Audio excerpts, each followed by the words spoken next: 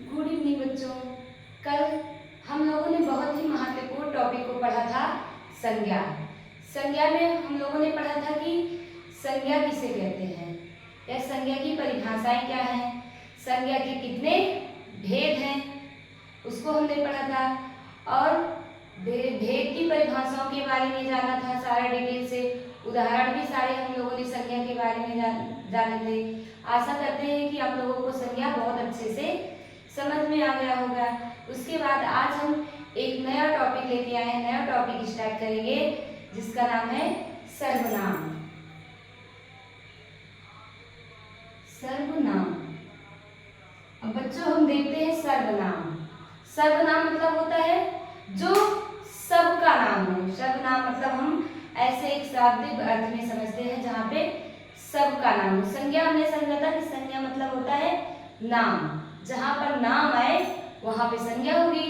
और सर्वनाम होगा जहाँ पर सबका नाम हो, जिसको बोलने से जैसे वाह, मैं, हम, तुम, ये सब चीजें जो हम बोलते हैं इसमें सब लोगों के लिए लागू होता है, प्रत्येक एक व्यक्ति के लिए नहीं लागू होता। लेकिन हम नाम लेके बोलते हैं तो वो हमारा क्या हो गया, संज्ञा। तो हम आज सर्वनाम के बारे में देखेंगे। तो पहले तो हम सर्वनाम की परिभाषाएं देखेंगे। जो शब्द संज्ञा के बदले में, जो शब्द संज्ञा के बदले में प्रयोग किया जाता है, किया जाता है, उसे सर्वनाम कहते हैं। उसे सर्वनाम कहते हैं। तो बच्चों हमने संज्ञा देखा था कि जहां पर किसी व्यक्ति, किसी वस्तु, किसी स्थान और किसी प्राणी का नाम आएगा उसको हम संज्ञा कहेंगे। और अब हम सर्वनाम में ये जानते हैं कि जो संज्ञा के बदले में यानी संज्ञा के स्थान पर प्रयोग किया जाएगा उसे हम सर्वनाम कहते हैं। जैसे हम देखते हैं एक राम जाता है, तो यहाँ पे राम दिया गया ना, तो हमें पता है कि जहाँ पे किसी का नाम आएगा वहां पे संज्ञा होगी, और जहाँ पे सबका नाम बताया जाएगा, संबोधन दिया जाएगा, संबोधित किया जाएगा, वहां पे हो जाएगा सर्वनाम। तो हम राम को सर्वनाम में चेंज करेंगे, सर्वनाम लाएंगे तो क्या होगा, वह जाता है। यानी संज्ञा की जगह पे सर्वनाम का प्रयोग किया जाता, संज्ञा के बदले में सर्वनाम का प्रयोग करते हैं। तो वह जाता है। उसके बाद बच्चों हमारा संज्ञा सर्वनाम के बारे में हम लोगों ने देखा कि जो शब्द संज्ञा के बदले में प्रयोग किया जाता है उसको सर्वनाम कहते हैं। जैसे कि और हम देखते हैं कि जैसे हम, आपका, तुम्हारा, उनका, इसी प्रकार से बहुत सारे सर्वनाम शब्द हैं। जैसे वह हमने बताया ही है, उसका, हमारा, सबका, ये सब सारे शब्द जो हैं वो हमारे सर्वनाम शब्द हैं। अब बच्चों हम देखते हैं कि हिंदी में कुल कितने सर्वनाम होते हैं। हिंदी भाषा में कुल 11 सर्वनाम होते हैं। 11 सर्वनाम के बारे में हम देखते हैं कि कौन कौन से हिंदी भाषा में 11 सर्वनाम होते हैं, उसके बारे में अब हम जानते हैं। तो बच्चों हम सर्वनाम के देखते हैं कि हिंदी के 11 सर्वनाम। हिंदी भाषा के 11 सर्वनाम जो अक्सर प्रयोग किए जाते हैं। हिंदी भाषा के 11 सर्वनाम जो हम अक्सर प्रयोग करते हैं अपनी बोलचाल की भाषाओं में। तो जैसे हमारा हो गया मैं, तू। मैं हो गया, तुम हो गया, आप हो गया, यह हो गया, आप, यह हो गया, वह हो गया, वह, जो, जिसका, जो हो गया, जिसका हो गया, उसका हो गया, उसका, क्या, कौन, किसका,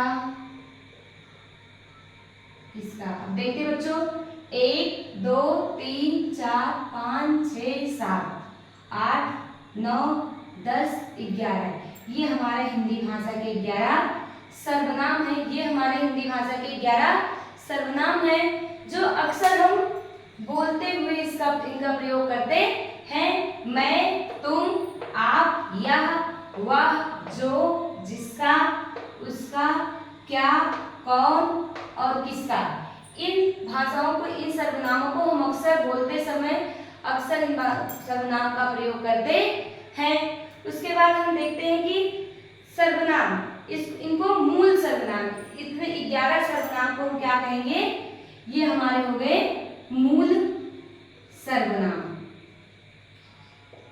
सर्वनाम, मूल सर्वनाम मतलब होता है कि जो अक्सर बोलचाल की भाषाओं में प्रयोग करते हैं, इसलिए इसको मूल सर्वनाम कहा जाता है। उसके बाद बच्चों हम देखते हैं कि सर्वनाम के कितने भेद होते हैं। हमने हिंदी भाषा में बोलचाल की भाषाओं में 11 सर्वनाम को देखा। उसके बाद हम देखते हैं कि सर्वनाम के कितने भेद होते हैं। तो अक्सर सर्वनाम के 6 भेद होते हैं। मुख्य रूप से सर्वनाम के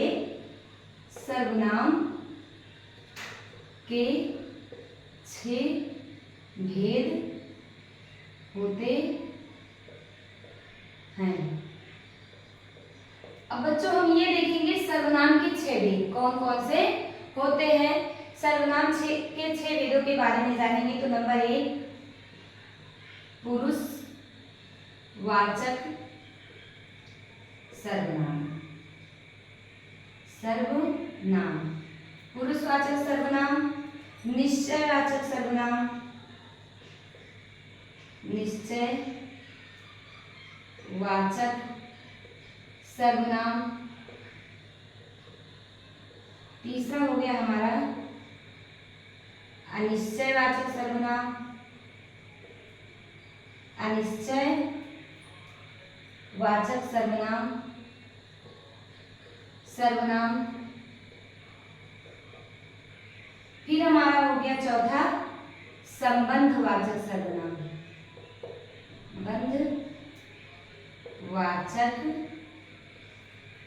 संबंधवाचक सर्वनाम, सर्वनाम। फिर हमारा हो गया पांचवा निजवाचक, निजवाचक सर्वनाम, सर्वनाम। उसके बाद छठा हमारा हो गया प्रश्नवाचक सर्वनाम, प्रश्नवाचक सर्वनाम, सर्वनाम। तो बच्चों ये हमारे हो गए सर्वनाम के 6 भेद। नंबर 1 हो गया हमारा पुरुषवाचक सर्वनाम, नंबर 2 हो गया निश्चयवाचक सर्वनाम, नंबर 3 हो गया अनिश्चयवाचक सर्वनाम, नंबर 4 हो गया संबंधवाचक सर्वनाम, नंबर 5 हो गया निजवाचक सर्वनाम और नंबर 6 हो गया हमारा प्रश्नवाचक सर्वनाम। तो बच्चों आज की कक्षा में हमने सर्वनाम के बारे में जाना कि सर्वनाम किसे कहते हैं, सर्वनाम क्या है और मुख्य रूप से हिंदी भाषा में आमतौर पे बोलने वाले बोलचाल की भाषाओं में कितने सर्वनामों का प्रयोग होता है उसको हमने जाना कि 11 सर्वनाम का प्रयोग हम करते हैं। उसके बाद सर्वनाम के कितने भेद होते हैं हमने 6 भेदों के बारे में पढ़ा। उसके बाद बच्चों हम नेक्स्ट क्लास में पुरुषवाचक सर्वनाम के बारे में विस्तृत अध्ययन करेंगे, उसके बारे में जानेंगे कि पुरुषवाचक सर्वनाम क्या है।